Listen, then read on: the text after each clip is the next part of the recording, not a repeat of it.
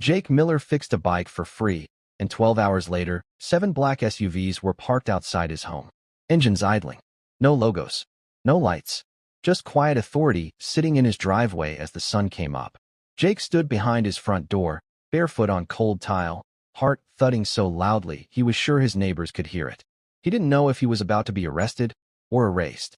His phone buzzed in his hand. One unread message from his boss, sent at 2:14 a.m. Don't come in tomorrow. We're done. No explanation. No warning. Just that.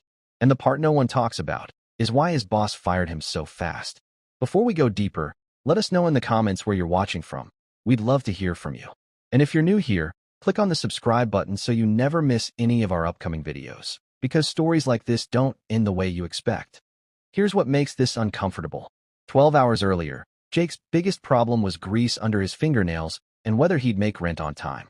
He was a 42-year-old bicycle mechanic in a quiet Ohio suburb, divorced, one teenage daughter, the kind of man people described as steady because nothing dramatic ever happened to him.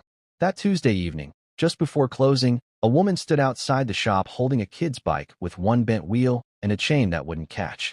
She kept apologizing, voice thin with embarrassment, explaining she didn't have money until Friday. Jake looked at the bike, then at the way her hands shook as she spoke, and said, "It's fine. I've got it." He stayed 30 minutes late, straightened the rim, oiled the chain, and waved off her thanks. As she left, she said something that stuck with him. "You have no idea what this means to us." At the time, Jake didn't think about it again. Would you have? The next morning, those SUVs changed everything. Men in plain clothes eventually knocked. Calm, polite, federal. They asked Jake to step outside. One of them glanced at the house, then at Jake's hands, as if memorizing him. Inside, his daughter was still asleep, unaware that her father's quiet life was being peeled open. Jake kept replaying the bike repair in his head, trying to connect it to what was happening now. It made no sense. At the station, he wasn't charged. He wasn't even accused. Instead, he was asked questions that felt sideways. Had he noticed anything unusual about the woman? Did she say where she lived? Did she mention a name? Jake answered honestly. He didn't know. He hadn't asked. He just fixed a bike. When they let him go, no apology followed. Just a warning to remain available. And that's when the second shock landed. His boss, a man he'd worked under for 9 years, wouldn't return his calls. By noon, Jake's shop access was revoked.